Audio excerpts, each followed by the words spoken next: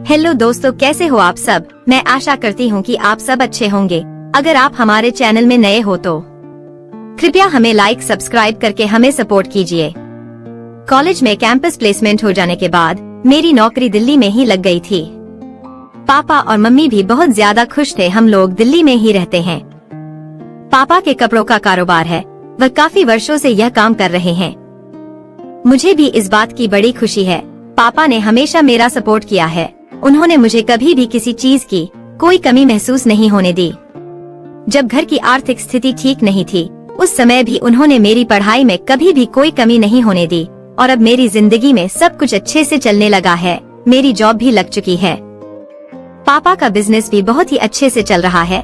कभी कभार पापा और मैं एक दूसरे के साथ बैठकर इस बारे में बात कर लिया करते हैं।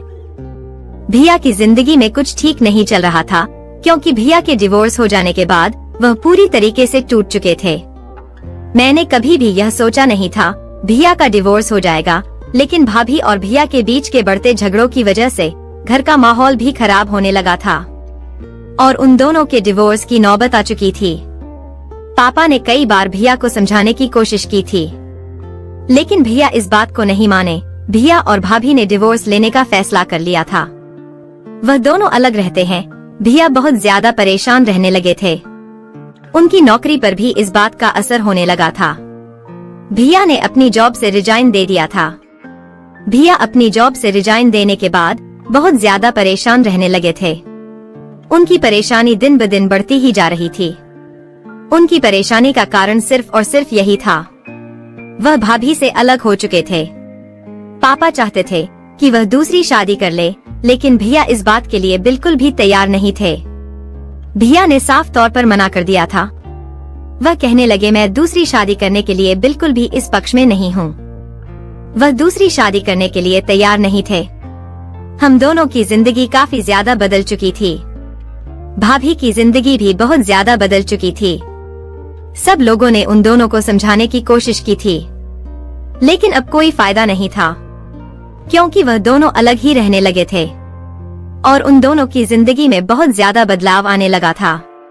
भैया ने अपनी जॉब से भी रिजाइन दे दिया था, इसलिए पापा चाहते थे भैया उनका बिजनेस संभाल ले, और भैया ने पापा का बिजनेस संभाल लिया था।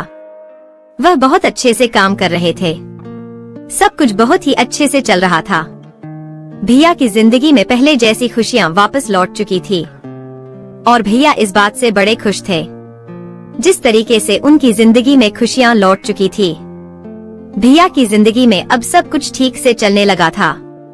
मैं भी बहुत ज्यादा खुश था। भैया चाहते थे वह पापा और मम्मी की बात मान जाए, और उन्होंने पापा और मम्मी की बात मान ली। उन्होंने शादी करने का फैसला कर लिया था। वह पापा और मम्मी की बात मान चुके थे। जब भैया ने उनकी बात मान ली थी, तो मुझे भी इस बात की बड़ी खुशी थी। भैया ने उनकी बात मान ली थी। भैया की अब शादी हो चुकी थी।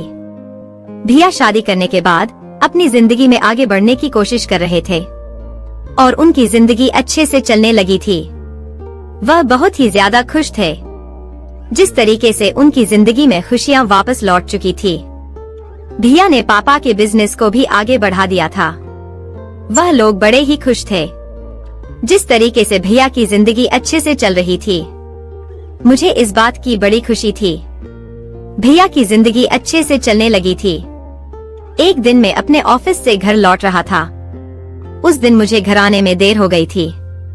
भैया ने मुझे फोन किया। जब उन्होंने मुझे फोन करके कहा, कमल तुम कहाँ पर हो? मैंने भैया को कहा, भैया मैं बस थोड़ी देर बाद घर पहुँच रहा हूँ। भैया ने मुझे कहा, तुम्हारी भाभी की तबीयत ठीक नहीं है, तुम उन्हें हॉस्पिटल लेकर चले जाना, मुझे घर आने में देर हो जाएगी। मैंने उन्हें कहा, ठीक है। मैं थोड़ी देर बाद घर पहुंचा तो मैं भाभी को हॉस्पिटल लेकर गया। भाभी की तबीयत ठीक नहीं थी। उनको बुखार आ रहा था।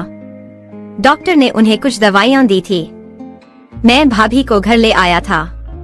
उसके बाद मैं घर पर बैठा ही हुआ था। भैया भी आ गए थे। भैया और मैंने उस दिन साथ में डिनर किया। मुझे काफी अच्छा लगा था। मेरी जिंदगी बहुत ही अच्छे से चल रही है। अब मुझे इस बात की खुशी है, भैया की जिंदगी अच्छे से चल रही थी। भैया की जिंदगी में पहले की तरह खुशियाँ वापस लौट चुकी थी। और उनकी जिंदगी में सब कुछ ठीक हो चुका था। मेरे ऑफिस में जॉब करने के लिए शमिता आई। शमिता से मेरी काफी अच्छी बनने लगी थी। शमिता को ऑफिस में आए हुए सिर्फ 15 दिन ही हुए थे। वह जब भी मुझे देखती, मुझे देखकर उसके चेहरे पर एक मुस्कुराहट आ जाती और मैं भी जब उसे देखता तो वह भी खुश हो जाती थी। मुझे बहुत ही अच्छा लगता था जिस तरीके से मैं और शमिता एक दूसरे के साथ होते और एक दूसरे से बातें करते। मुझे नहीं मालूम था शमिता के दिल में मेरे लिए क्या चल रहा है। वह मेरे साथ में शारीरिक सुख का मजा लेना चाहती थी और कहीं ना कहीं वह मुझे इशारों इशारों में यह बात बता दिया करती थी। मैं भी शमिता को एक दिन घूमने के लिए ले गया। उस दिन हम दोनों साथ में घूमने के लिए गए। मुझे बहुत ही अच्छा लगा जिस तरीके से मैं और शमिता एक दूसरे के साथ में समय बिता रहे थे। मुझे शमिता के साथ समय बिताना अच्छा लग रहा था। मैंने उसके होठों को भी बहुत ही अच्छे से किस किया था। मैंने शमिता को अपने साथ होटल में चलने के लिए कहा था। वह मेरे साथ चलने को तैयार हो चुकी थी। हम दोनों साथ में ही लेटे हुए थे। मैं उसके होठों को चूमने लगा था और उसकी गर्मी को मैंने पूरी तरीके से बढ़ाकर रख दिया था। उसकी गर्मी इतनी ज्यादा बढ़ने लगी थी, वह बिल्कुल भी रह नहीं पा रही थी। मैं भी बिल्कुल नहीं रह पा रहा था जिस तरीके से मैं और शमिता एक दूसरे के साथ में संबंध बना रहे थे। हम दोनों को बड़ा अच्छा लग रहा था और शमिता को भी बहुत ज्यादा मजा आने लगा था और हम दोनों को बहुत अच्छा लगने लगा था। मैं जिस तरीके से शमिता की गर्मी को बढ़ा रहा था और उससे वह बड़ी खुश थी और मैं भी बहुत ज्यादा खुश था। मैं शमिता को चूमने लगा और उसको किस करके मुझे मजा आ रहा था। वह तड़प रही थी। मैंने शमिता को बहुत अच्छे से किस किया और शमिता की आग बढ़ा दी। मैंने शमिता के सामने अपने कपड़े को खोल दिया और शमिता पूरी तरह से शर्मा गई और फिर अचानक लाइट ऑफ हो गया और शमिता ने मुझे पूरी तरह से पकड़ लिया। शमिता अपने आप को रोक नहीं पाई और वो पूरा पानी पानी हो गई थी। शमिता ने मुझे बेड पर जोरों से पटक दिया और कहने लगी, मुझे पेलो, जल्दी करो, मुझे तुम्हारा साथ चाहिए। फिर मैंने भी शमिता का साथ दिया। 3 घंटों से ठोकता रहा। शमिता दर्द से चीखती चिल्लाती रही। इतना मजा मुझे पहली बार मिला। और कुछ देर बाद मेरा पानी निकल गया। शमिता भी लूज हो गया था। थोड़ी देर आराम करने के बाद हम दोनों घर की ओर जाने की सोची। शमिता कहने लगी, फिर कब मिलेंगे? तुम जब चाहो मैं आ जाऊंगा। मुझे रात में अकेलापन महसूस होता है, उसे तुम दूर कर देना। उन दोनों के बीच धीरे धीरे गहरा संबंध हो गया और वो लोग रोज रात को मिलने लगे।